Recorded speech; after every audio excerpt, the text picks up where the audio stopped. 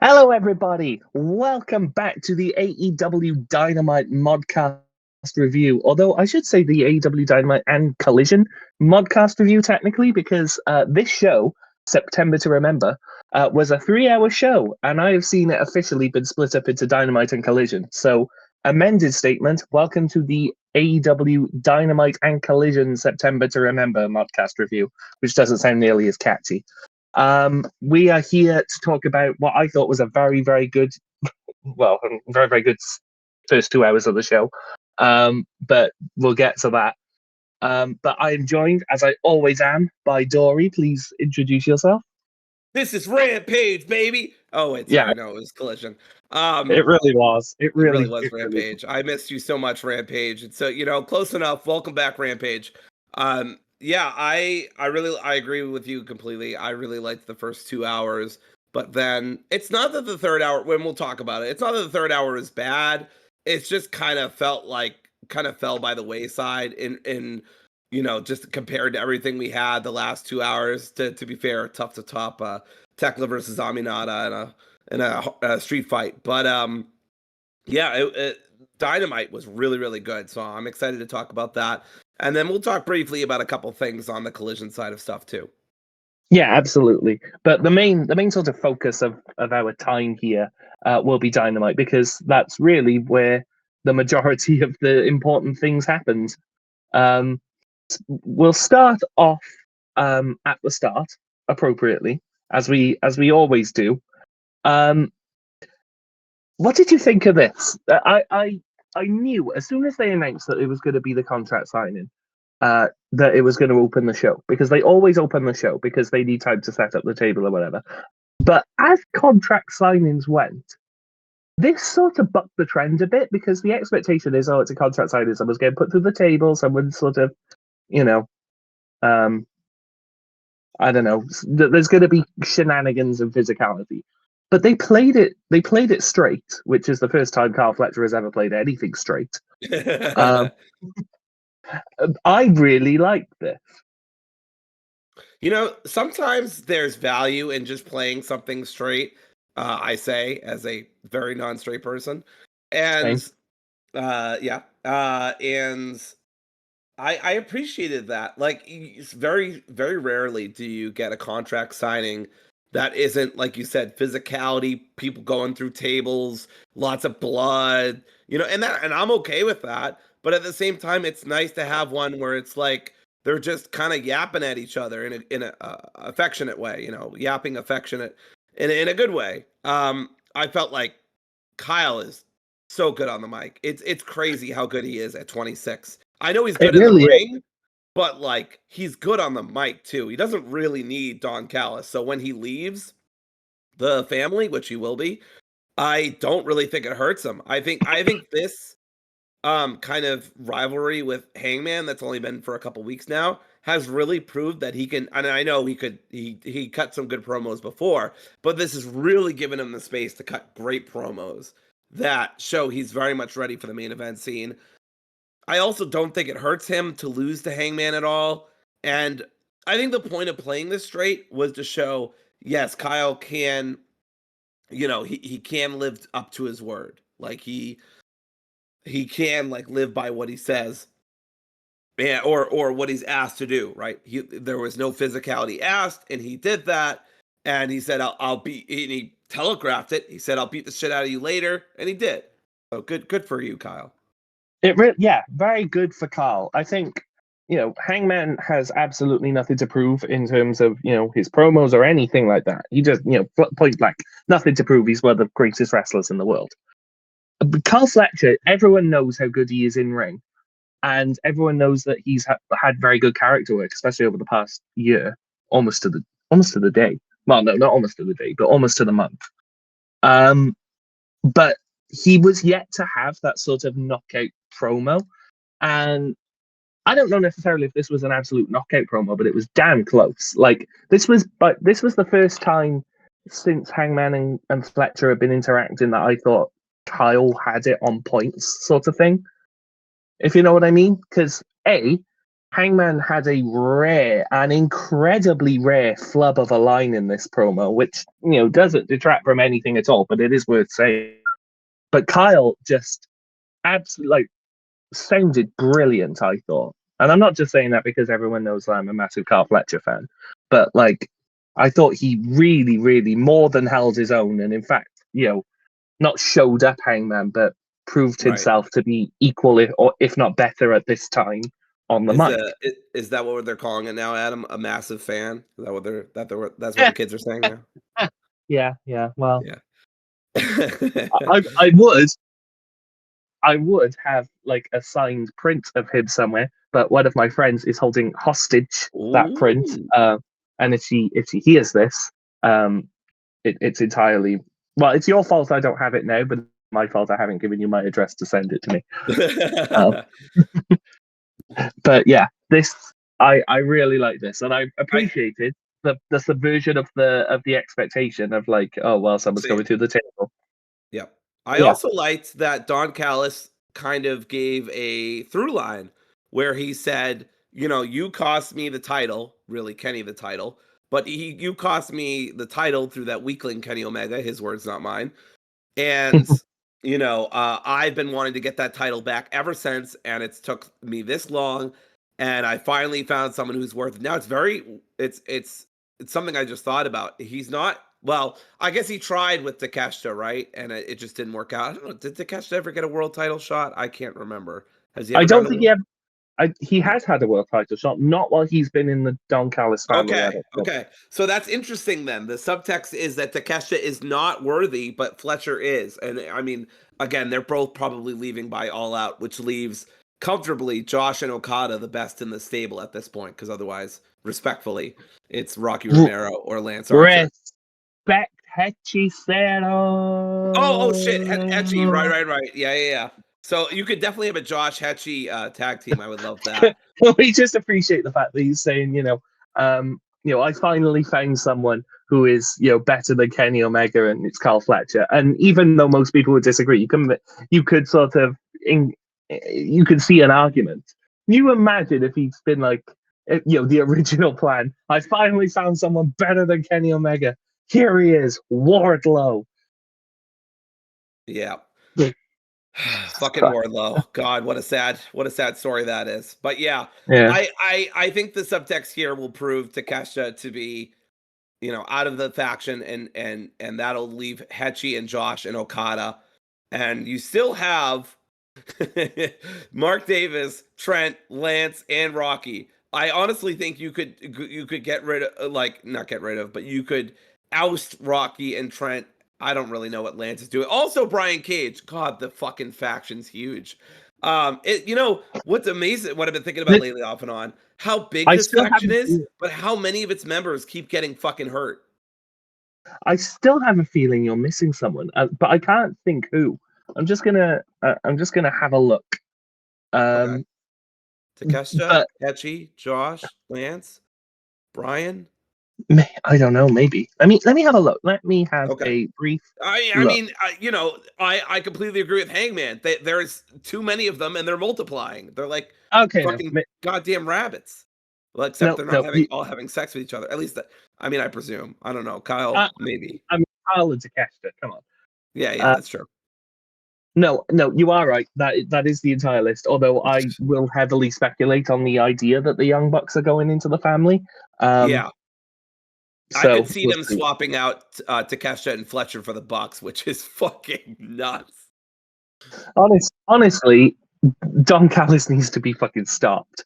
He really does. He's like a goddamn Pokemon master with the AEW roster. It's ridiculous.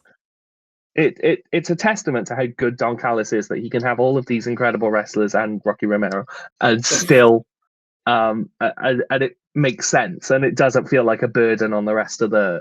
Thank you for your United Nations work, Rocky. I think you can stay there, bud.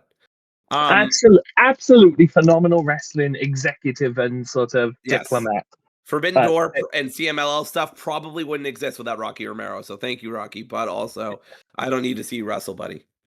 Yeah, it's a bit like, Taz saying, "Oh, well, I don't want my Hall of Fame thing to be on TV, showcase some other guys." It's like, "Oh, Yeah. thank you so much for your service, Rocky, but also let some of the other guys have some screen time."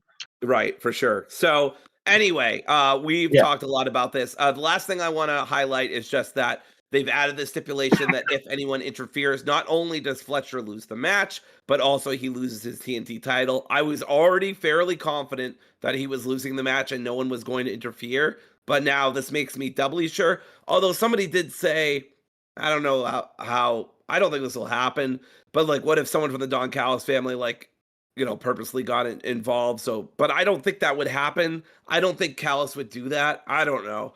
But anyway, either way, Fletcher's losing, obviously, and Hangman's winning, barring some unforeseen event. I think it's far more likely that a Don Callis family member tries to interfere and Fletcher stops them to his Mm, own detriment. right. You know, That makes sense. Yeah, I like that. though I gotta be honest, I think that's what will happen. But I'm begging the wrestling gods to just give me half an hour of these men fighting their lives out there, and just someone wins clean, preferably Hangman. Like, just do it. Just let them have a purely clean match. Cement Carl Fletcher as a main event talent, and just do a good bit of business without any shenanigans or bollocks. Because I feel like, although I somewhat enjoy it, the world title scene has had a bit too much of that. You Yeah, know, I mean, yeah, even Hangman kind of lampshaded that a little bit. yeah. But it remains to be seen. It'll be a fantastic match regardless. Um. Anyway, yeah. Moving on from that, there was a brief Darby Allin promo, where he basically said, I don't want to be anything like you, John. If you want to burn AEW to the ground, don't be surprised when I pull you into the fire. Good line. But Good not stuff. much to be said. Yeah. I am looking forward to the match. But yeah, started off the show, the wrestling portion of the show, I guess you could say, with John Moxley versus Roderick Strong. I was really, really looking forward to this match. I feel like Roderick Strong in AEW just has these periodic reminders to people that, like, I'm a really, really good wrestler. I'm like your favorite wrestler's favorite wrestler. Because he's not the sort of guy that you're going to push into like the main event scene. Although if they wanted to do that, I wouldn't complain. Um, but he is just one of those guys that's like, every now and then I'm gonna remind you that I'm a fantastic wrestler, and this was one of those showings. This is how he reminds us. Sorry. I was thinking of Uh, the song. But he's a great Boo. wrestler. I really liked this match. Thought it was super physical. Honestly, I mostly like this match because of Roddy, although I thought John gave him a lot and made him look really. That's what John's been up to lately, I think, in terms of like putting people over, making other people look good, still winning, but like usually winning in a either very cheap way or a surprise roll up with Danny Garcia.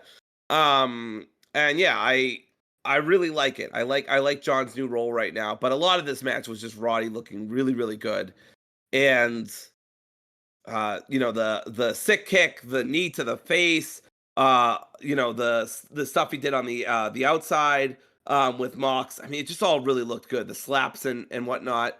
The chops, everything looked really good, really crisp. Roddy just looks in peak form. I would love for him to get one more TNT title run, or him and Kyle to get not one more, but you know what I mean, a one more singles run, preferably the TNT title, or to give him and Kyle, which is what I was trying to say, one more tag run. So I don't know. We'll see. I still think they got it. Yeah, yeah, absolutely. I think you know, with the sort of homecoming of another brand that you know Roddy used to frequent. Let's let's put it that way.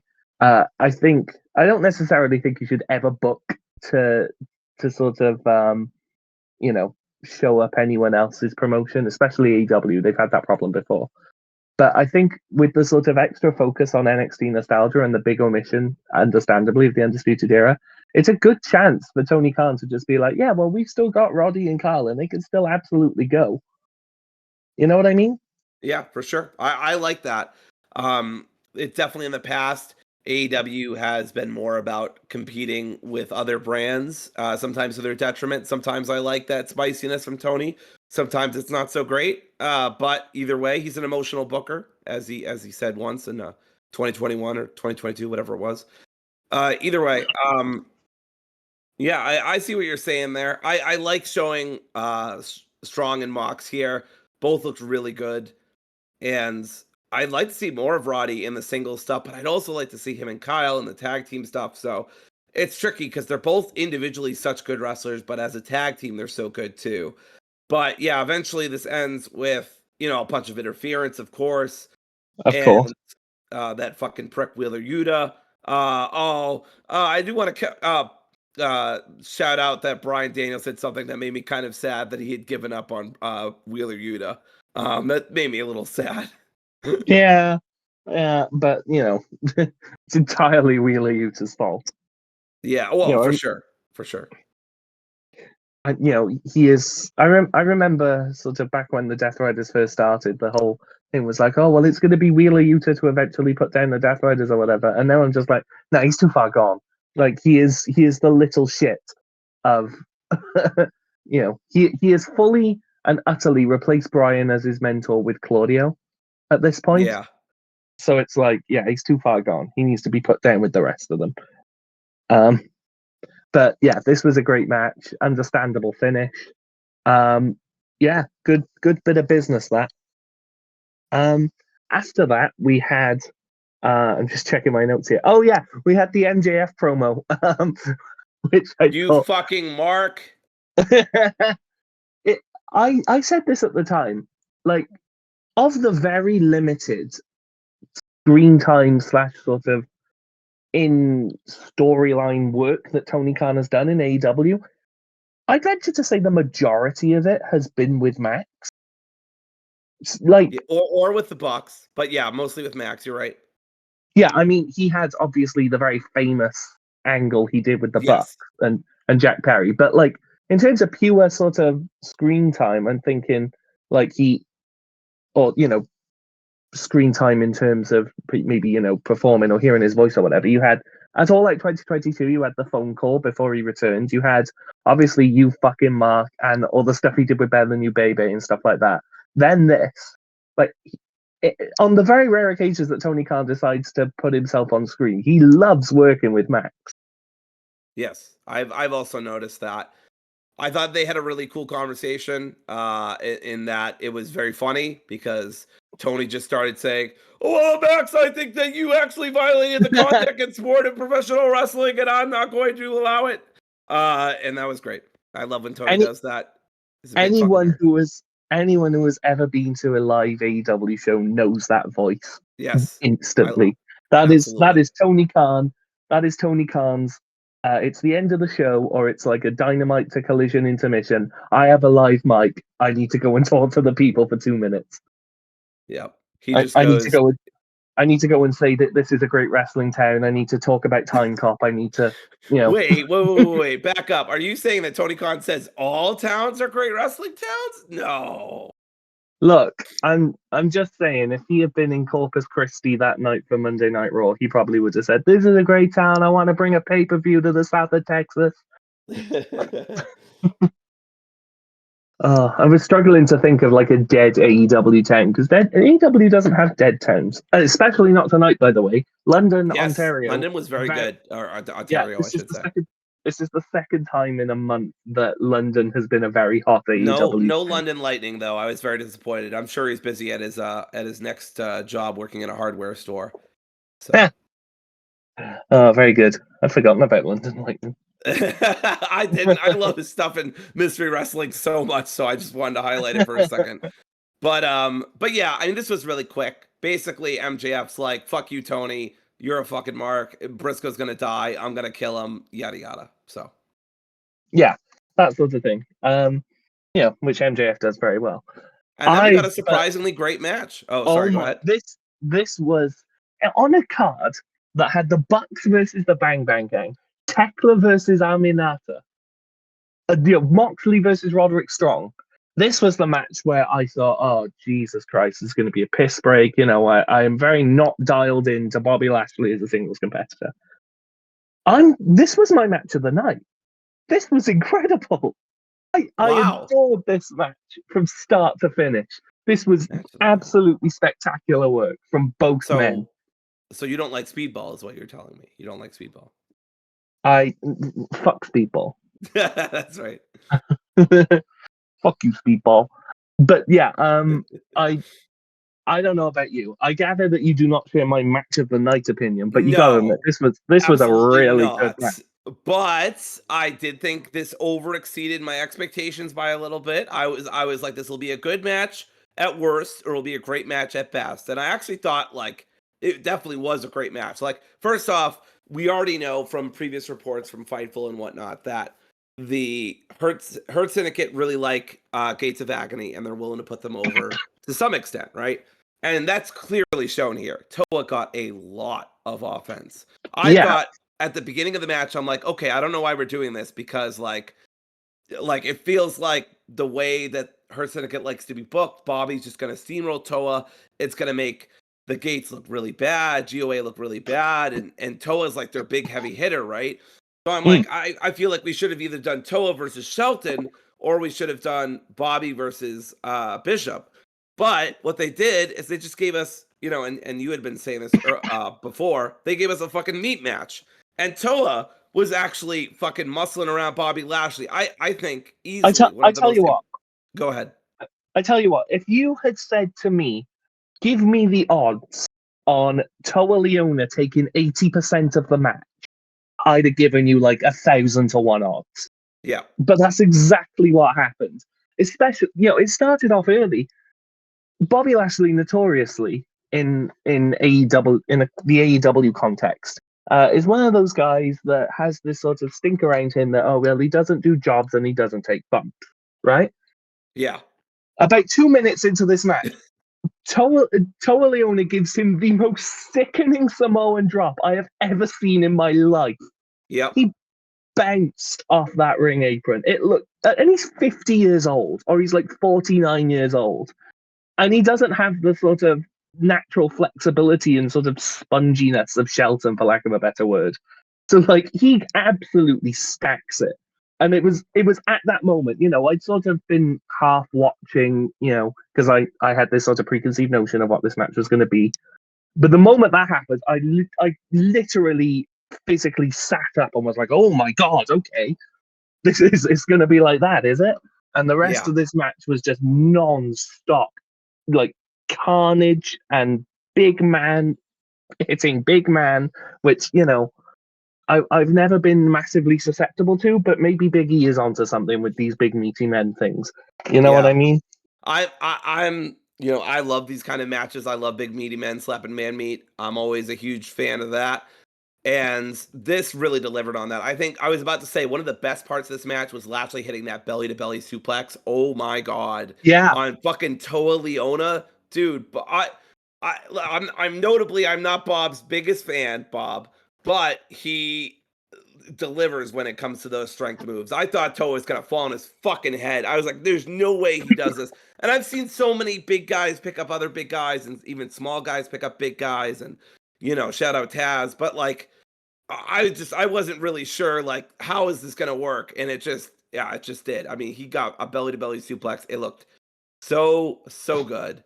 But again, there was some interference here. But the thing is, though, you say what you call interference, I call fucking gang warfare, because it wasn't like it wasn't really interference in any sort of sense, because it wasn't like, oh, ref goes down and the heels sort of gang up on people. This was just, you had Bishop Khan and Ricochet on one side of the ring, MVP and Shelton on the other. And periodically, they would just fucking go at each other. Like, the action would spill to the outside. And it wasn't like you'd have Ricochet sneakily getting a shot on Bobby Lashley. Because even if he tried, MVP just absolutely decked him. Like, have you seen? You know the spot I'm talking about. You know, they're Yeah, right yeah, by the when he announce hits him with the table. cane, right? Or the right Was hand? it the right hand first of all? Like, Yeah. you know, he's by the announce table, and MVP. I don't know what he must have for real connected, or he's the best striker in the history of the business. Because you see Ricochet's head snap back, and I think, oh my god, he's out. Jesus Christ. Yeah, But I yeah, think I actually missed this punch. I think I looked away for 1 second and suddenly they were all brawling with each other. And I think for me, it was really fast to follow. So I missed it. But I definitely saw MVP brawling with them. I missed this specific moment, but I saw the general brawl. So yeah, it was fun. And I'm not saying interference negatively. I think we all kind of expected that. But Bobby still ended up winning. The interference didn't really matter. So whatever. yeah. You know, I liked as well that you know, Toa Leona stayed in the hurt lock, which traditionally for Bobby Lashley has been one of those moves where it's like either he puts it on you and you either tap or you're out within like 5 seconds. But Toa Leona was in there for a really long time. You know, even got a pinfall at one point, but like, yeah, I thought this Yeah, was I a like that phenomenal bit. he reversed the hurt lock at first, which really kind of put Toa over because most people would just slump down and immediately get called like pass out.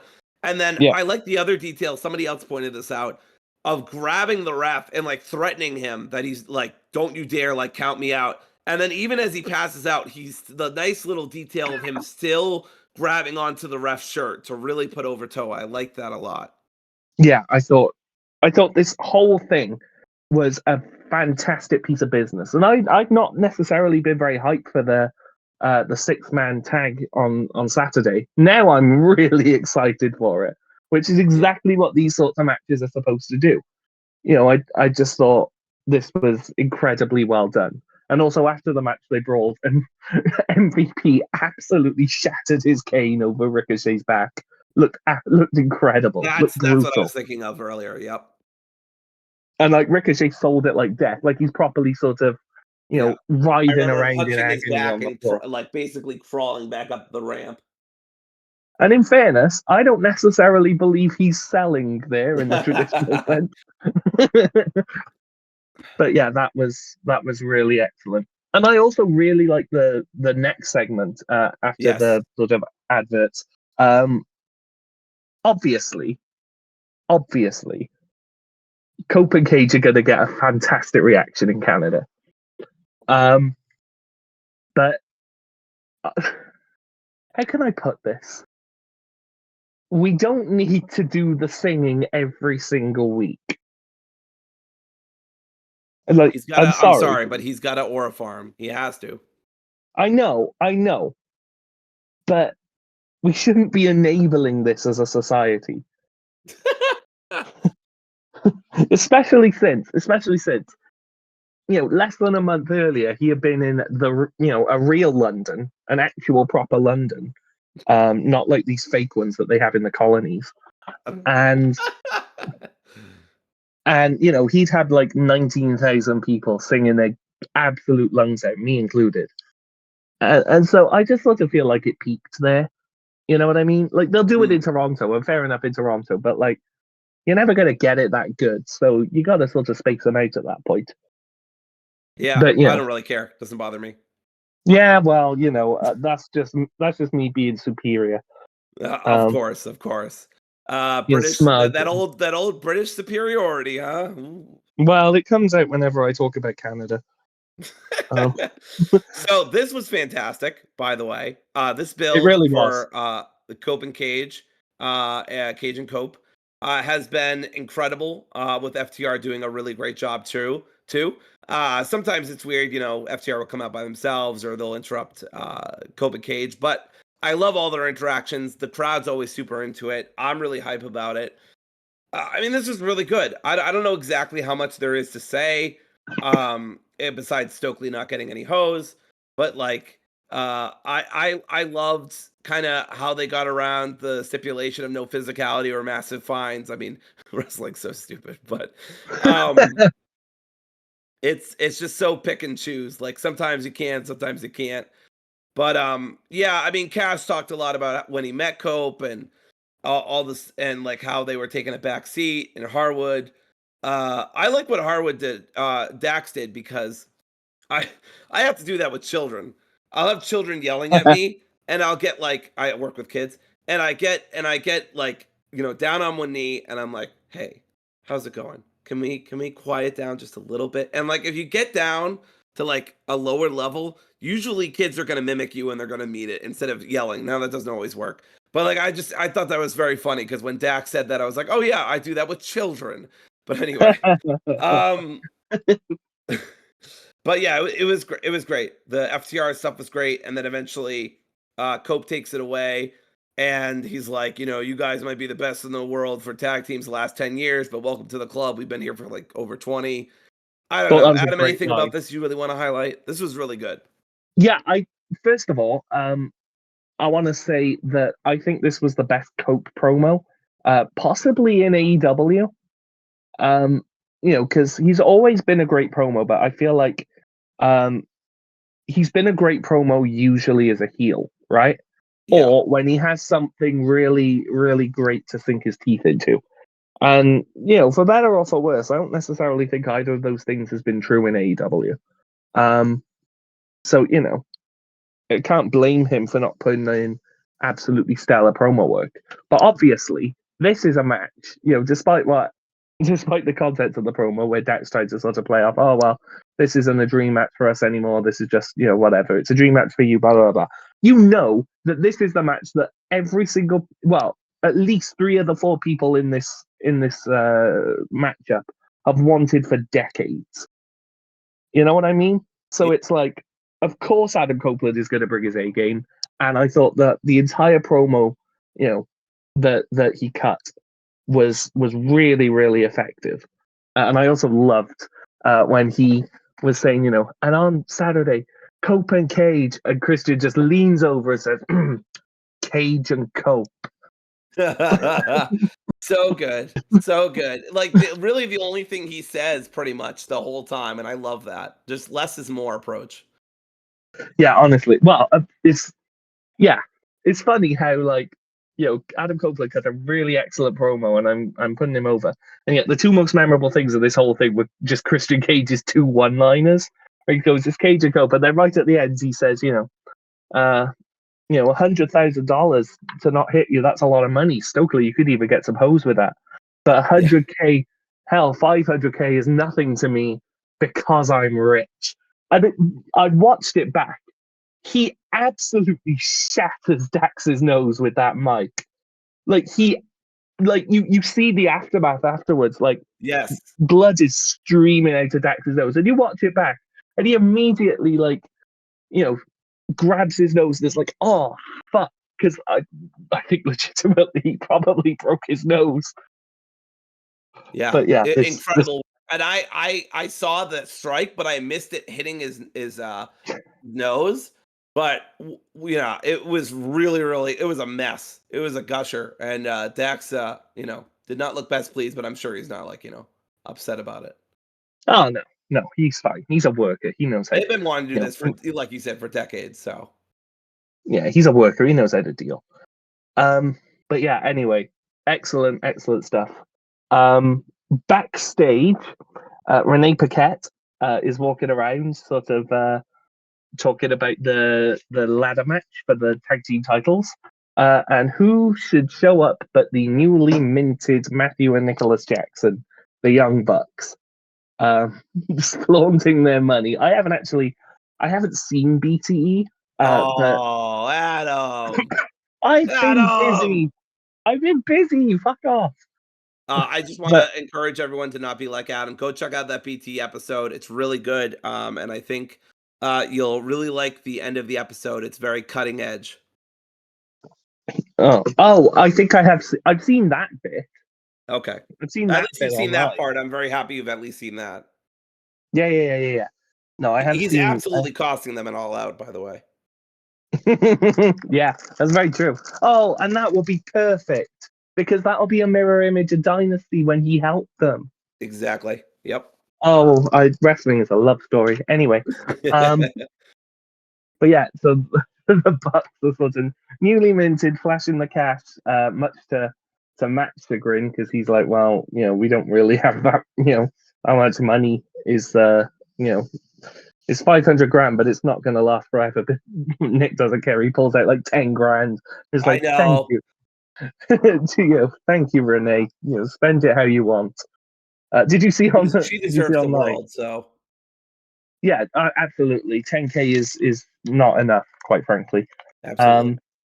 But did you see online where she was like, "Oh, I love the Young Bucks, Yeah, the I best saw that. tag That team was in the great. world." Yeah. Uh, Shit. but yeah, they had this followed very neatly into their match, and they went all out, pun intended, with the pyro back, and they had their old theme back. It was like nothing had ever happened to them. That's right. I can't wait till they run out of money again. That sounds In so all, mean. yeah, I mean, in all fairness, right? I feel like they got their money and this whole thing just potentially as the bit might have got stale. I'm not saying it did. I'm saying if they'd have continued it, it might have been like, oh well, they're doing the thing again, yay. Whereas now it's like, oh well, they're minted again. How is this going to go badly for them, or how is Right. this going to play No, out? and I mean, you can even see like the facial reactions. Like, I think it's Nick is constantly spending money left, right, and center. Right, he gave Renee the money. He bet on the slots, and then Matt is constantly. No, I'm just thinking he even gave a woman in the crowd money because she had a sign that said nice Yes, things I about her. saw. I wonder how much she got. Holy cow! I But yeah, I and then cannot Matt's just believe it's looking real on with money. like peeled eyeballs. Like, oh my god. Yeah, it's like, oh Jesus Christ, this is not going to last forever.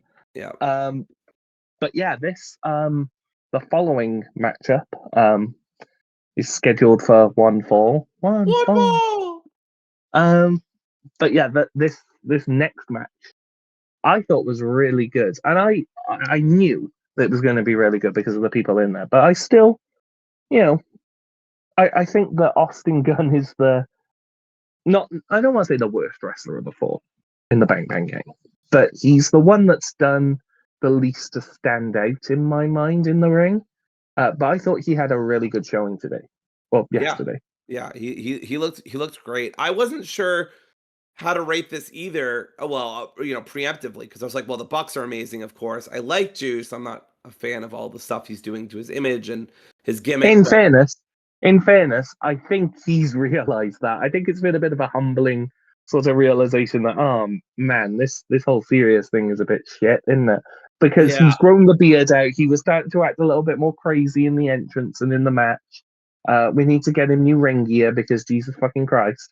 But like, I think the realization has been had that there is far more money and mileage in him doing the thing that people like as opposed to being like, I like Juice. I really like Juice. But he is one of those guys that needs something a bit different in order to stand out. Because in a roster this stacked, he's not going to stand out on his wrestling ability alone. It's sort of the way I feel about Anthony Bowens as well. In the sense of like, I wanted him to do well with this singles run, but deep down, I think I knew that if he was just going to be like a generic baby face, like the 5 tool player, whatever the fuck that means, it wasn't going to go well for him because he just doesn't have that in ring ability that you could almost coast on. Like Will Ospreay doesn't need to do anything incredibly wacky or fantastically character based because he's Will fucking Ospreay. He can just go out there and everyone, just remembers, oh my God, this guy's the best in the world. Juice Robinson doesn't have that. He needed something to stand out. And when he got rid of everything that made him stand out, it was plainly obvious that nobody gave a shit. So, Yeah, yeah, I that's want to just. say about Bowens real quick. I know we talk about him like every episode, and I'm sorry. Not sorry. But some people on Twitter were fucking saying that he didn't get enough of a chance to be a single star. I'm sorry. He had plenty of singles matches. He had plenty of promos. It wasn't working. It wasn't connecting with the crowd. We gave it a shot for like a month, maybe 2 months. a month and a half, I don't know, split the difference. It Mm, wasn't working. And he just does his best stuff with Max. I think they've spent enough time apart now to realize that they always needed each other, come back together. And again, I prefer them to be a heel team, but as long as they drop the scissoring thing, I don't fucking care, right? yeah, I'll I take think whatever. I think it's worth mentioning as well that the whole 5 tool player thing, at its core, isn't a necessarily babyface thing to go around telling people, "Look, I am brilliant at everything." That's not necessarily going to make people cheer for you. You know what I Yeah. mean? Yeah, it's If not a he very led, humble thing to do. It's like, I'm awesome, I'm incredible, I'm amazing, and I'm great. Also on the pride of pro wrestling. yeah, if they'd have lent more into that, then it probably would have worked out a bit better. Right. And I think that And I was a think real he missed did that, like, opportunity. late in the game, but by then it was just too late. The crowd just I mean, the Yeah, crowd likes him, but they don't love him, right? They yeah. By really by then, the well had been poisoned. People were yeah, sort of like, "Oh, I'm done." They've moved on to the next thing. right. So, while I understand people being like, "Oh, well, that was a bit of a sort of drop ball and whatever," and I agree.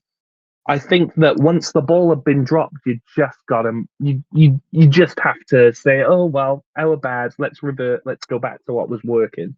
And like it or not, I as long as they fucking drop Billy Gunn, the Acclaimed works. They're a brilliant tag team. They always have been. Yep.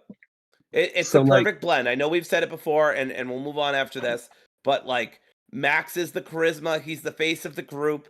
I know sometimes he's fucking cringy and annoying, but I think he's learned how to dial that back a little bit, at least in some, or channel it differently.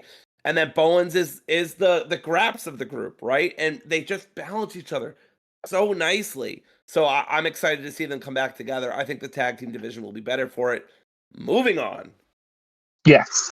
Anyway, yeah, This this was a match great. is Anyway, this was a great match. We're talking about a totally different tag team. yeah, Classic but modcast moment. But of course. this was a great match. I thought the Bucks really looked super good. But I love that moment where one of them tries to go like skin the cat, I think it's called, and Juice just gives him this fucking drop kick to the gut, which looked really good. So I like that moment. I don't know if any Mm. moments stood out to you. I really liked that Nick. I think it was Nick. I assume it was Nick, because it was a really good moonsault, and as much as I like Matt Jackson, um, but yeah, I think it was Nick. Tried to hit like a moonsault to the outside. He missed, and Austin hit a Fameasser on the floor, and Yes. it looked really, really good. Like that's what I meant when I said like Austin had a really excellent showing here, which he doesn't necessarily get to do very often. Um, because I think it's sort of the case. The Guns and the Young Bucks have a very similar dynamic where you have one that is very clearly better in the ring than the other, but you also have one, the other one is by far the more charismatic. And I think, Nick is the better wrestler and Matt is the more charismatic. And I think Colton is the better wrestler and Austin is the more charismatic guy. But that's not to say that Matt and Austin can't work because everyone knows Matt Jackson is an excellent wrestler. And Austin Gunn really showed out here. I thought this was a Yeah. very impressive showing from all four men. For sure. All right. Well, But yeah, they unsurprisingly, we should say that the Bucks got the win because, of yes, course, they did. of course. Um, That ladder I, d- match is I gonna be do. fucking insane. It really is. Holy shit! Like it comes to something when arguably the weakest team in the match is Josh Alexander and Hechicero. What a fucking I know this is a very common phrase for AEW, but it's common for a reason. Embarrassment of riches. Like I that's know, the weakest team. Is one of the best luchadors right now and an incredibly good technical wrestler and I know. striker. It's gonna be a fantastic show. Yeah. The whole show, and like not to bury the lead about everything that we've been talking about. This entire show, like, has set the height for this really, really well. Agreed. So speaking of hype, this is kind of confusing, but I guess there's going to be a tailgate brawl on TNT and HBO, but they're also going to have a 0 hour, and it's not the same thing. and Tailgate is going to have live stuff, and the 0 Hour is going to be mostly pre-recorded. So I presume as far as I can tell, if you think back to how AEW has been doing pre-shows over the past sort of 6 months, you usually have half an hour to an hour of mostly pre-tapes and mostly sort of video packages. Renee and RJ and the wherever they are, the suite or wherever they end up. I think that's mostly what the 0 Hour is going to be this time, and then the tailgate brawl or whatever they fucking call it. That's going to be the sort of last hour of the pre-show that we've come to expect, where it's all the matches. You get what I mean? Yeah. I think I understand. Well, either way, I won't be watching live because I've got pre-existing engagements, and also Kim won't be home anyway, so we're just going to watch it together at night. But I am really looking forward to the show. Disgusting. Fake fan. I know. Fake fan. Yeah, you get home in time for fucking WrestlePalooza, don't you? Not in your fucking life. I don't even watch I used to get, well, I still do get Peacock from another person. That sounds gross. But does Kim know this? But hey, I'm Paulie. I'm open and honest. You know what I mean? Kim, I'm sorry to tell you. Anyway, no, I'm open and honest. I'm sorry I didn't tell you. I do have password sharing with somebody with Peacock. It still doesn't sound good. But they got rid of they now have ads and shit, so I just refuse to watch it. So I actually haven't watched anything from that company in a while. But I also haven't, and it's very easy for me because I have Netflix, but I just fucking why would I? Yeah. Anyway, give me an L, give me an E, give me an S, give me an N to the A. Anyway, so yeah, this next match, boy, Adam, what the fuck do I even say about it? Oh what my do we even word! Say about it? Yeah. I mean, I knew as soon as this match was announced, I thought that is going to be absolutely incredible because for the uninitiated. I mean, I'm assuming if you watch this show, you're a big AEW fan. You know how good the Beast Mortos is. Like, he's an excellent professional wrestler. For the uninitiated, Mascara Dorada is quite all aspects of this following sentence considered, quite possibly the best wrestler in Mexico right now. And you've got to consider, you've got people like Hechicero, you've got, Mystico, you've got Templario, you've got, I don't know, fucking Esfinge, you've got Blue Panther, you've got, I don't fucking know who they've got on the other side, the Traffic Kid or whatever. Sorry. But, there are a lot of fantastic wrestlers in Mexico. Mascara Dorada is probably the best. And he's 23, which fills me with an existential dread that I cannot put into words. But yeah, I knew as soon as this match was announced, this was going to be brilliant. And Mascara Dorada took the spotlight that he was given and absolutely ran with it. As brilliant as Beast Mortos is, this was Dorada's moment to shine. Yeah, he was. Mortos was the bass here, and man, did he play the bass well. Yeah, it reminded me. It reminded me very much of. I don't know whether you remember this. It was about sort of a year and a half ago, but Beast Mortos wrestled Ray Phoenix. I think. Yeah, it was Ray Phoenix at in Daly's place, and that match woke me up to just how good Beast Mortos was.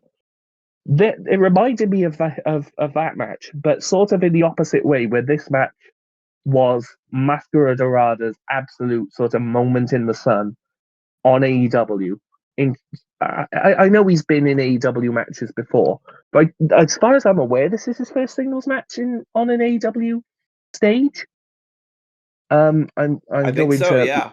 Which is why I wasn't sure if he was winning or not. But fool that I am, I somehow missed his all out promo that he did on Collision. Yeah, I mean, like, this is the thing about Mascara Dorada. Once you know how good he is, you'll never stop wanting to search out his matches. I just wish that CMLL was a bit sort of better at Yeah, I have to fucking rent out a yacht just to watch CMLL. Although not the yeah. not the anniversary show, which is only $20 on Triller, which is gonna have English comms, so that's great. I stand corrected. This is not his first singles match in AEW. In fact, he's had two before this. He wrestled Hechicero, then sort of day before Double or Nothing this year, and somehow I completely forgot that he wrestled Carl Fletcher, even though I've rated it. It was in Chicago, just after All In. I think it was the show after All In. Yeah, but it's his first win. That's what I thought you said. That's why I was agreeing. But yeah, he has wrestled before. But yeah, it's his first win certainly. But yeah, this whole ordeal, this whole spectacle was phenomenal. You could tell how good it was. That Bryan Danielson and Taz could not keep their professionalism. You know, it wasn't like they were calling the match; they were just watching and be like, "Holy shit! What the hell was that?" Yeah. Yeah, it was so funny. Brian was like, "Oh my goodness. Gosh and golly gee." Like he couldn't stop exclaiming in the most like northwestern way possible. It was very funny. But yeah, there are so many spots in this match that I could never ever do them justice to No, talk about you them. need to go see this match. This is one of those matches, one of those few matches I don't really think we need to highlight anything. Just go watch. If you're not convinced from Beast Mordos versus Dorada by itself, you're not going to be convinced by us fucking describing the spots. Just go watch it. Yeah, I mean, it made me dizzy, some of these spots to watch. I But literally exclaimed, "What the fuck?" Like I was fucking Max multiple times. I was like, "How the hell?" I think I typed in the chat at one point, "Fuck off!" Like I was yeah, like, it's "This like is too much, dude. You're doing too much." yeah, this is a random Wednesday. You do not need to be killing yourselves for our Does he entertainment. know he's not in the main event? Yeah, does he know that he's wrestling Konosuke Takeshita and Kazuchika Okada on Saturday? Side note, that match is going to be absolutely incredible. Yes. I get the feeling that there's been a lot of discourse about Kazuchika Okada not sort of locking in for some matches. And there are examples to the contrary, like he's locked in for Osprey, for Speedball, for like Brody King, for Kenny, obviously. I think this will be one of the matches where he looks at the two people he's facing and just says, "Yeah, this is my time to ratchet it up to 11."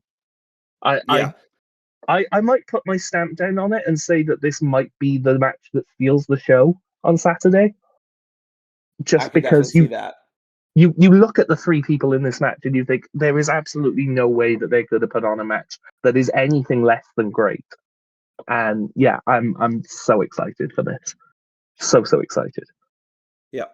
All right, let's Oh, and a last thing about Okada. Yeah, I mean, a lot of people talk about how he doesn't lock in, yada yada. Look, I want to say that the fucking lock in that people are looking for are arguably four of the best wrestling matches of all time ever.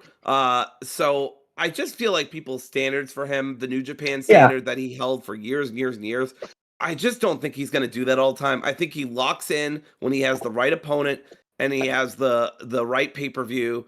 Usually pay per views, he does have the right opponent and he does lock in.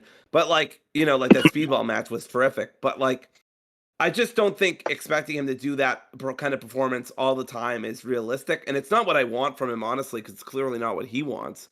But yeah, honestly, even Okada not locking in is like a 4-star classic. So I'm not bothered about it.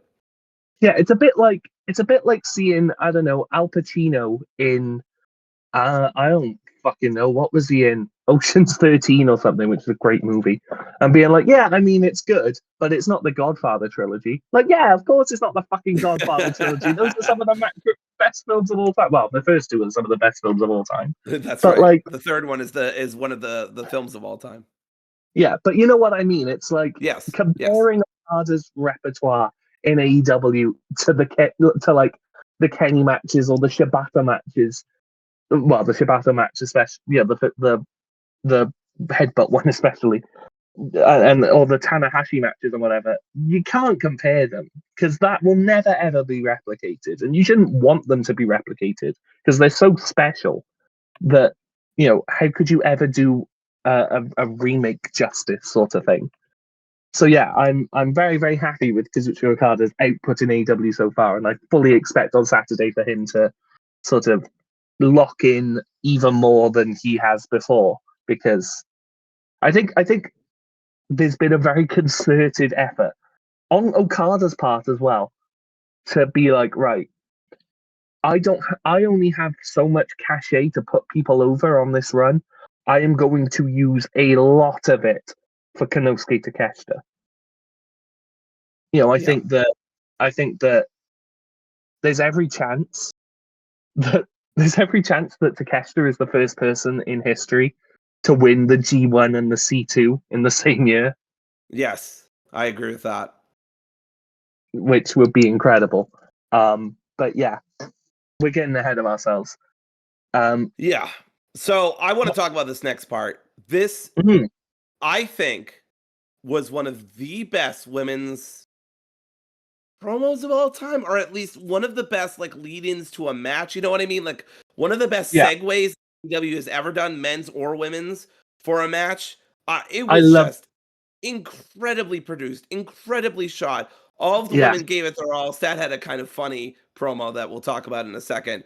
But just, I mean, Tony did this so well. And if you haven't yet, and I don't know if Adam has, I missed the countdown show last night, but go watch Tony Storm's setup for the four-way match. It is sensational. And her name's not even Sherry. Like, it is so fucking good. And Tony is just like on another. I know I'm stealing. I'm sorry to apologies to Will. She is just on another level when it comes to her promo game and her character work. Obviously, her wrestling's fantastic too. But yeah. yeah. Anyway, Adam, what did you think of this? I'm in love with this segment. I adored the framing of this. The funny thing is, and I saw this, I can't remember who said it on Twitter. I'm gonna be intellectually dishonest and not give any credit to this very stolen observation. But if you look at sort of the content of this, content's brilliant. Don't get me wrong, but the sort of overarching framing of this is it's just a promo train. We've seen these before in the pejorative as well, where it's like, oh, Right. a woman does a promo, and then another woman comes down and does a promo. You see it, used to see it a lot in Vince's WWE. But the way that this was framed and shot and produced, with the spotlight and people coming in out of nowhere to interrupt, this felt completely unique. We've never seen anything like this before in a segment like this. I I share your sentiments. I loved this. I Yeah. really did.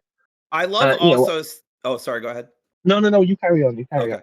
I love also Stat coming out after Tony has come out and laid her massive claim. And then, Jamie comes out and talks about their history a little bit and stakes her claim. And then Stat comes out. It's of like big me energy. It's like, I don't really know what I'm doing here. I'm not really sure that I'm worth contending for this title at all. I haven't fought for this title in 4 years. And I'm like, 10 out of 10, Stat. Great job.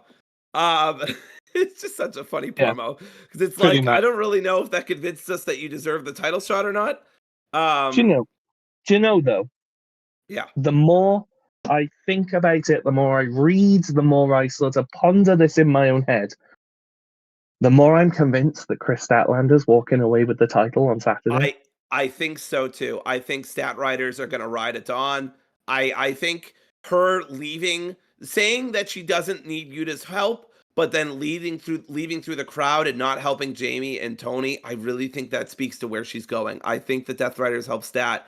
I would be very, very game for an actually dedicated heel Statlander who says, fuck you, Willow. Fuck you, the rest of the division. I'm tired of this. Like, none of you have my back anymore. All because I made one mistake with that guy who gets no hose. Like, fuck all of you. I'm gonna get, the Death Riders. I almost said get some hose, but no. Get the Death Riders. I mean, have Um, you seen Wheeler Yuta? That that's man is true. a hoe. Have you seen the way that Roddy and Marina were looking at each other? That was I so know cute. she was like, break my back. She was like, "Help me relive our wedding night. If you know, you know." Anyway, so this was so good though. I loved this. And then Tekla came out to interrupt everybody, just as Tony was about to say timeless for the fifth time, and then it was it just transitioned so well into the no holds barred match with Tekla and Queen. And I think no, it wasn't. I think this was my second match of the night. Mascara Dorada versus Beast was probably my match of the night. There was a botch like once or whatever, but who fucking cares? They were trying to do impossible shit. Who cares? But this Yeah, was probably my second match of the night. I love this no holds bar between Tekla and Queen. yeah, absolutely. This was. I mean, we knew this was Yes. going to be good because for months and months, this has been you know ongoing between Tekla and Queen Aminata that they have been on site with each other. I can't remember exactly when it started. I mean, it's basically been going on since Tekla arrived, right? Like, Yes. yeah, what, like 6 months ago, 5 6 months ago? Because I remember sort of at All in the Casino Gauntlet, which was what 2 months ago now. It was already very well established by then.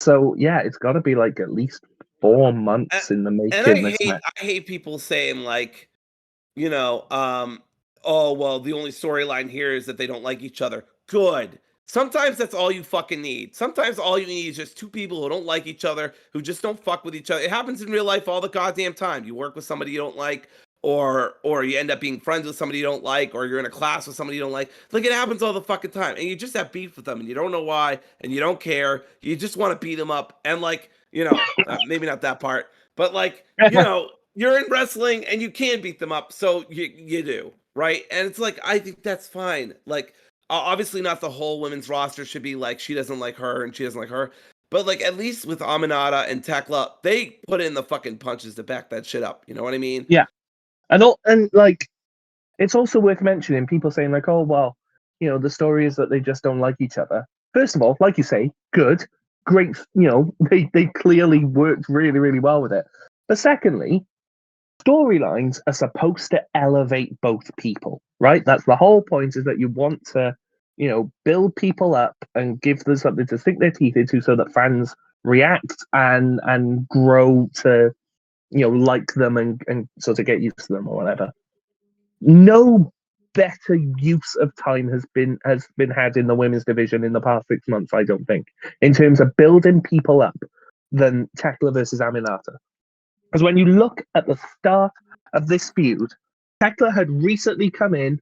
There were quite a few people who were quite down on her stardom stuff, people that were in the know. And so we're thinking, oh, well, she hasn't been doing her best work as of late.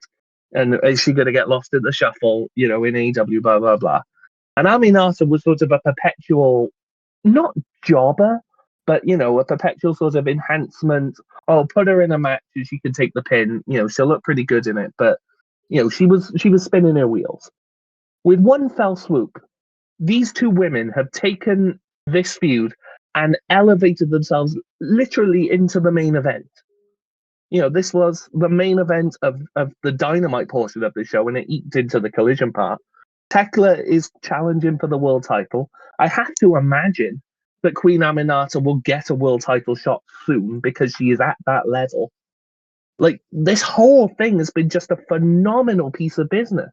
And Yeah. it's incredible that this is actually I believe this is like the first sort of one-on-one match they've had in months. I know they had quite a few at the start of the feud, but And they like had some trios match with each other. Well, multi women matches. yeah, but like I'm just going to confirm my sort of suspicions. I perpetually have cage match open while we're recording these so that I don't catch myself out. But yeah, the last singles match that they had was in June. It was 3 months ago, and they have continued this feud and kept it boiling. Worth mentioning, which is incredibly hard to do over that stretch of time, especially if you're not having matches with each other. And yeah, they had what I thought was a really excellent no holds barred match. So yeah, anyone that's complaining about this, you really need to get a fucking grip. I'm sorry, like, but yeah, this was excellent. Yeah, Get this over was yourself. excellent. I completely agree. The chair shots, the physicality, brawling in the room, in the audience, I should say. Just how much legwork they did to make this match really pop in a way. I just really liked it. I liked it a lot. The finish was kind of sudden, but I liked it. Tekla just hit a stomp on the chair from Aminata's head to the chair. I mean, it made sense, but I just didn't expect it to get a pin. I was like, oh, she's gonna kick out, then maybe she'll hit her, um, um, maybe she'll hit her finisher or whatever. Yeah, I But mean, no, she just hit a fucking stomp, so that was cool. Tekla has hit the stomp before, right? Like Tekla's finisher is oh god, it's like the spider trap, I think she calls it. Yeah, I thought it was a submission. That's why I was surprised. But maybe Yeah, she has hit the which stomp as a finisher before, and I forgot. which to be fair, I don't necessarily want Aminata tapping because I want this to Right. continue. I think there's like an 8-side chance that Tekla wins the title on Saturday. If you ask me, this is where I'm at. I think there's like a sort of 45-45-10 split in terms of who wins on Saturday. With Tony, Chris, and Tekla. Tekla being the 10% sort of outside chance. I don't think Jamie has a hope in hell, No, personally. she just Sorry. got back. There's no way they give her the title. Yeah, and like I think at some point she will hold the title again. It's been a bit stop start, for things that are completely out of anyone's control. I think she needs to have a good sort of 6 months to a year of being solidly on television, getting her reps in, making people remember why they fell in love with Jamie Hayter in the first place.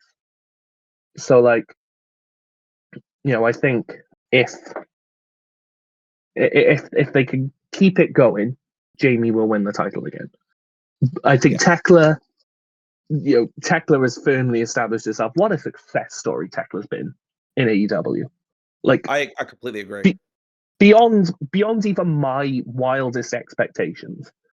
She has fit AEW like a glove. I feel like that's I been true for a lot of the signings in 2025, maybe even late 2024, but for sure 2025.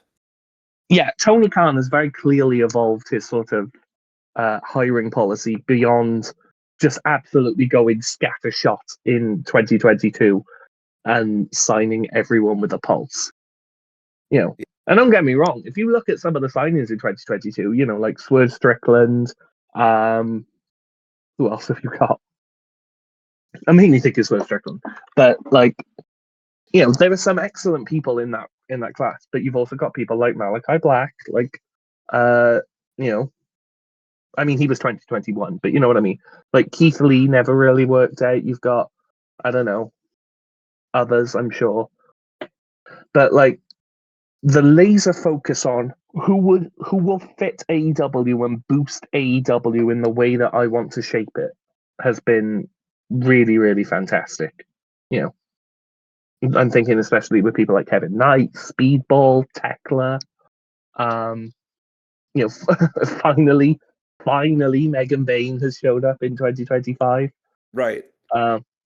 Yeah. Anyway, we're getting off track, but like, yeah, Tony Khan's sort of his transfer market, to use a footballing term, has been phenomenal in 2025. Keep it up. But yeah, For this sure. this whole match was brilliant. Yeah. After the match, Tekla got on the mic, which is a very rare thing in AEW. I'm not sure whether this is the first time or it's certainly one of the I think first it's her times. first time with a live mic. She's spoken backstage before. Mm. She has, like, I mean, she was a singer, right? She was She was in in in a a band. Riot Girl kind of underground punk band. Yeah, she has that sort of gravelly, screamy sort of you know very effective in terms of cutting a promo voice. So yeah, they should absolutely let her talk more. Yeah, I I don't completely know. agree with that. I mean, she was the mouthpiece of hate for a fucking reason. So, or the Yeah, leader of it at least. I don't. Was she the leader? She was until eventually she got supplanted or thrown out by Okada, not that Okada. And I believe Kamatani is now the leader, but I could totally be wrong about that. I don't really follow Stardom as much as I I used to. I thought so. I thought you were wrong. I knew you were wrong. What? I take great pride in saying that you were wrong. Oh, fuck It's you. the leader has always been since the beginning of the stable, Natsuko Tora. Oh, fucking Tora. I forgot about her. I never rated her very highly, so I completely forgot. I just thought Thekla Yeah, was. me neither. Yeah. I think Anyway, that's okay, possible. fair enough. Fair enough. My apologies to Tora-san.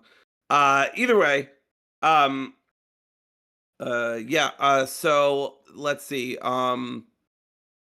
Now, respectfully, we don't have a lot of time left actually to talk about this next part, and also we're not going to spend a lot of it on it anyway. So, very respectfully, kind of to the rest of the performers, we're going to kind of zoom through this, through the collision. Yeah, yeah. I mean, Is there are there some anything good you really matches want in to there. highlight from the collision section? There's a couple things I want to mention. I the main thing I want to highlight is the end of it, right? Like, Okay. the final angle,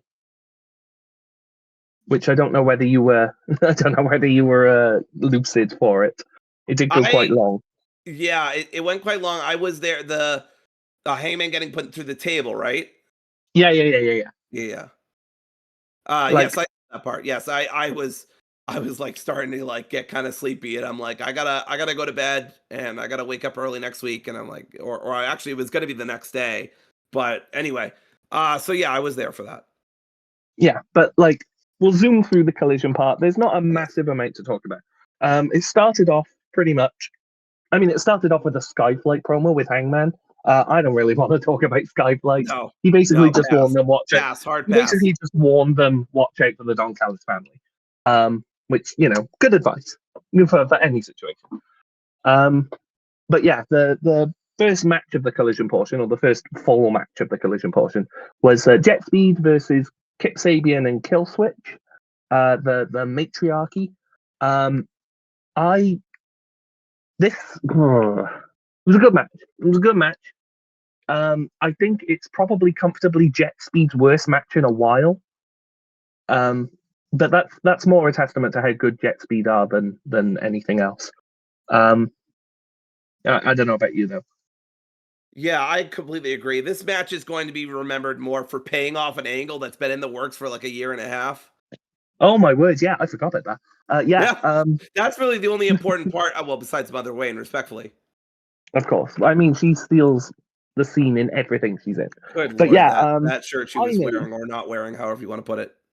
hmm, but yeah, finally, Luchasaurus has turned on the patriarchy, even though it's not the fucking patriarchy anymore.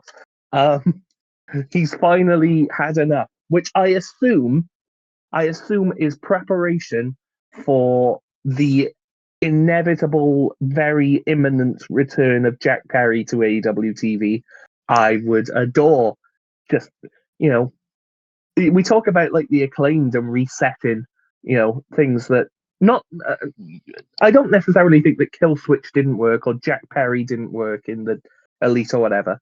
But if we're going to reset and if we're going to start bolstering, they've done a very good job with the tag division over the past 6 months. If we're going to supercharge that, Jurassic Express Yes.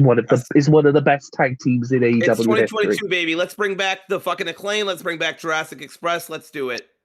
Yeah, absolutely on board wholeheartedly with that because I mean, who doesn't love Jurassic Express? Like I say, they're Absolutely. one of the best tag teams in the And I history of know the Jack company. can still go. I know people were like poo pooing his fucking heel thing, but his heel run, and I agree it wasn't amazing, but I still thought he had some solid matches, and even when he wasn't wrestling the best in the world, Brian Danielson. Um, but but either way, I know he can go back to doing the flips and whatnot, and he's been fucking working out. Dude's jacked. I believe in him. I know he can go again. I'm very excited for it. And I am. I'm really looking forward to it. But yeah, not much to say. Jetsby got the win as we expected. I do want to briefly talk about this. Oh boy. Big Bill Oh called out no. called out Eddie Kingston as he's been doing for the past couple of weeks. It's been made quote unquote official that Big Bill and Eddie Kingston are fighting it all out.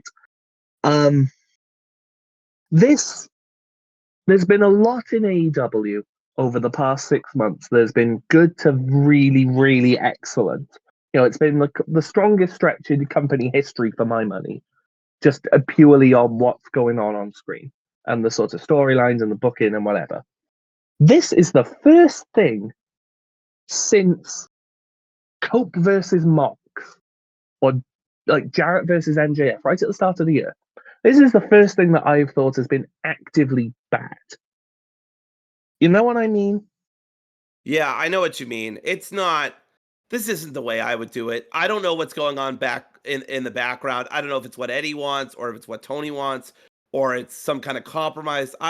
Whatever it is, yeah, I'm not a big fan of it either. I thought he was showing up like a couple weeks ago when Big Bill, because I was there when Big Bill first called him out, and I was like, "Oh my God, are we getting Eddie?" But then he didn't show. I was like, "Okay, whatever." Although I think that was a backstage promo, but whatever. Like, this whole thing's been weird. I'm not a huge fan of it either. I'm not like massively down on it like some people are, but I understand the frustration. I get it. I think, I think that they just want to sell tickets and they just want to mention um they just want to mention not mention Eddie, sorry, so that they can sell more tickets and build buzz and stuff like that. I don't think So they need buzz. I don't think Or they need to either, but I think that's the rationale. I think it's a piss poor rationale. Yeah. When you say I'm not as down as some people are, I'm not going to the extent of some people where it's like, oh, this is absolutely dreadful. AEW is failing, anything, blah blah blah. I've seen some people do those takes, and it's the usual suspects that are doing those takes. They're not doing it Right. to sort of. But I will say that I do think that this is bad. I think Yeah. that this is a huge Fair. missed opportunity. Because AEW doesn't have debut pops very much anymore for good reason. So return pops are one of those few very legit surprises that you can do in AEW nowadays. I think this was a real wasted opportunity. If for my money, I know Tony Schiavone said that everyone's a fantasy booker and everyone's a piss poor fantasy booker, and fair enough. But I would have just had it that during Mox versus Darby, the coffin match, Mox is about to win, and Eddie Kingston's music hits, and he stops Mox, and that's how you progress into like the final sort of Death Rider boss that needs to put down the Death Riders, because I think Darby and Eddie are the two people that you would earmark for that role. So that's how I would have done it, and I just don't think it's very good. I'll be glad to see the back of this and just have Eddie Kingston back. You know what I mean? Yeah, no, I see what you're saying. I think there are better ways that we could have done this, and I don't really know. I don't understand why we're not doing it. I heard that Eddie wants to talk less and fight more, and I hate that because Eddie's such a good talker. Why would you do that? And he's not getting any Yeah. younger. Respectfully to Eddie, I feel like we've said respectfully a lot. Yeah, I agree with you. I think this is the last thing I'll say on it. I think what they're doing is like they don't want to risk Eddie in that Death Rider spot and then him blowing himself up or not being ready for it. And then it just like falls flat. And so they're putting him in this exhibition match with Big Bill. But even then, why would you waste a return pop? And I don't know. The place is gonna go off the roof anyway. And I don't know. This is so whatever to me. I don't know why they're doing it like this. No, me neither. But Either way. either way, yeah. So after that, you had a nice sit down with Bryan Danielson and Darby Allin. I thought this was really good. I don't want to talk too much about it because we are running slightly late because we had to go off on a tangent about Eddie Kingston. Of course. But like, it's a really good promo. Darby is basically saying, look at what Mox did to you. Promise me you won't get involved because I don't sort of, I don't want you to get hurt again because he blames himself. Bryan says, you have my word that I won't get involved, but I had something to ask of you. Whispers in his ear. We don't know what he said, but, it'll be very interesting to see. Now I'm gonna very, very briefly speculate. He said, "I might not be able to get involved, but what about Infinito?" And Darby said, "Yeah, that sounds great." So there you go. No, I think like I think it was you or someone else that said Darby coming out to Final Countdown is going to hit like crack. But yeah, Following match wasn't very much. It was Rio versus Robin Renegade. They're I still not doing the CEO corporation. This is one thing I want to talk about. What are we doing, Tony? Just do the CEO corporation already. I don't understand the holdup. Mercedes wants to do it. The Renegades want to do it. You're not doing anything with the Renegades. Put them with the CEO. I don't understand why we won't do this. Like they've both no been me. for it for months. They have matching gear for fuck's sake. I don't understand what we're doing here. Yeah, yeah. Just do it. Just She what are you just fucking like she waiting tricked for? Rio after their match, which Rio won, of course. The stomp still looks good. The kicks look good. I don't know. We have a whole thing about whether we like Like Rio or not right now. you, But you're like, gonna you're gonna give Mercedes time on every single show anyway. You right. might as well give two other people the same time while you're at it. It Yeah, and costs this you isn't and nothing. before anybody fucking says it, I don't think anybody will because nobody watches the show. But like Huh. Mercedes isn't the one to hold up here. For some fucking reason, in my best Eddie Kingston voice, Tony Khan won't do it. And I don't understand why. And I don't get it. Everybody wants to do it. It highlights to younger talents. It's exactly what Mercedes always wants to do, which is put over other women and put over women's wrestling. I don't understand. I'm flailing my arms right now. I don't understand what we're doing here. Yeah, just fucking do it, Tony. Like, what are we doing? Anyway, yeah, there was a backstage thing about Anthony Bowens and Max Caster. We've already been over that, the acclaimed and whatever. Um, it's gonna be Garcia versus Shibata at Tailgate Brawl. That's gonna be a really good match. Yes, I'm very excited for Um, that. That's their third match, and they always have a great match together. So I'm very excited for that. yeah, absolutely. Should be a very good match. And then your main event is the Don Callis family of Josh Alexander and Hechisero versus Top Flight. Shave the heads, boys. They're not doing you any favors.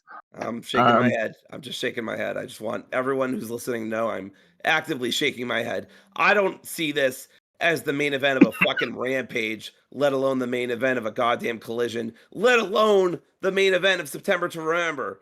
This was weird booking. I don't understand this.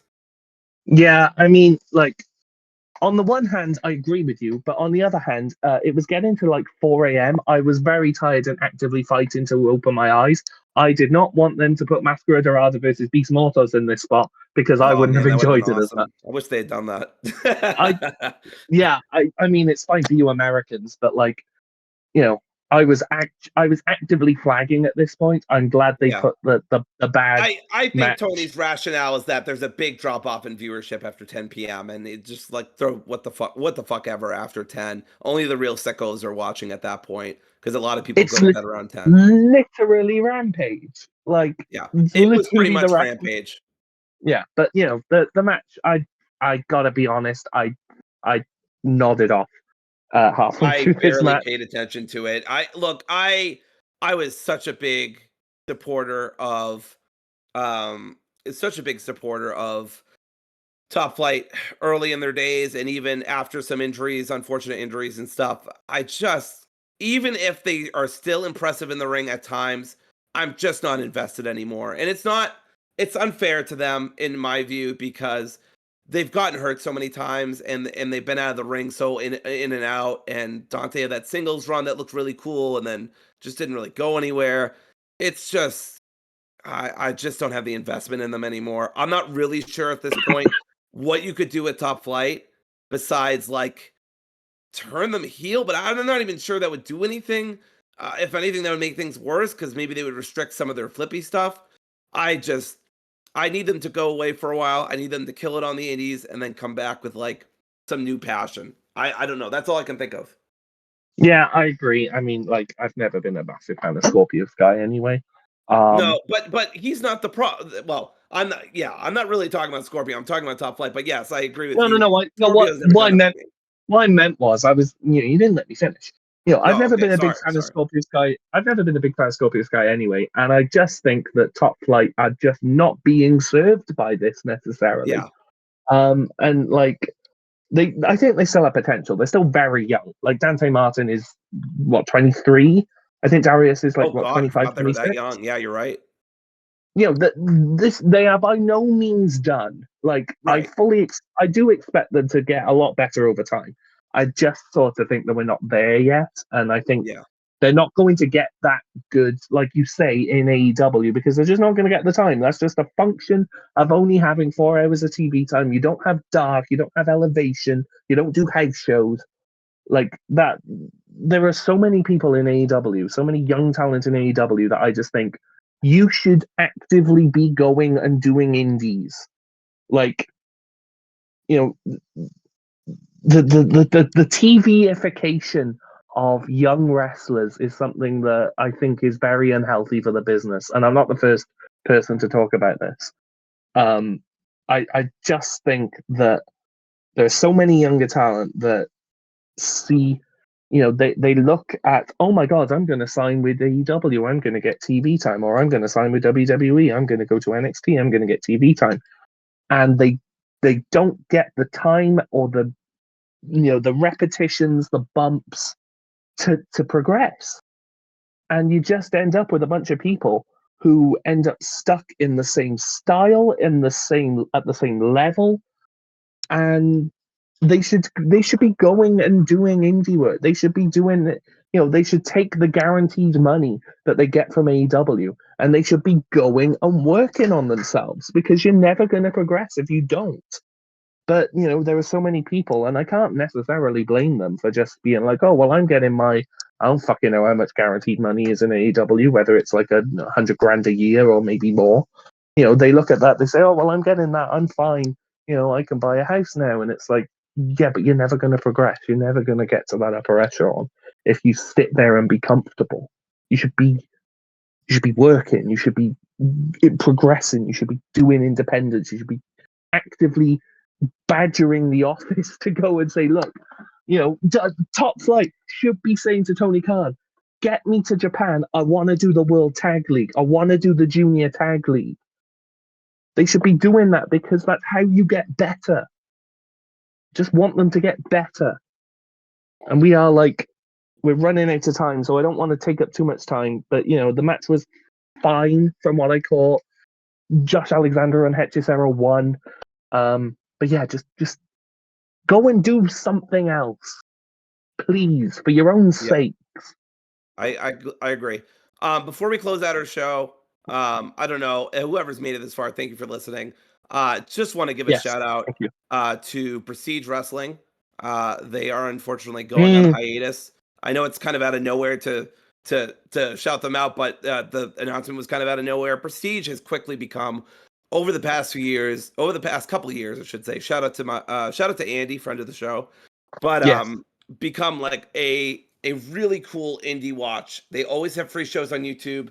They always have really, really good people showing up. I saw a fucking Masato Tanaka match versus Kevin Blackwood. I never thought I'd see a Tanaka match, and it was awesome. I didn't see it in person, but you know what I mean. I saw it for free, which is crazy.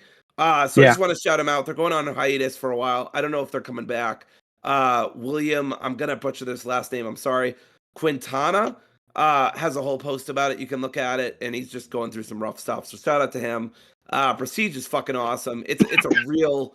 I usually say this line from Seinfeld in jest, but I'm actually saying this genuinely. This is a real loss to the culture, like a real really loss is. to the wrestling culture. Prestige has been doing such great stuff with West Coast Pro and DPW and the some Texas rehabilitation promotions. What's that? The rehabilitation of Alan Angels has been And the incredible. rehabilitation of Alan Angels, which was like, I don't even know how long that project went on, but it fucking worked. Whenever I see Alan Angels, I'm like, hell yeah, it's Alan Angels. But yeah, they've done so much. So many people from there are now on my radar, like Matt Brannigan, and Drexel, Judas Icarus.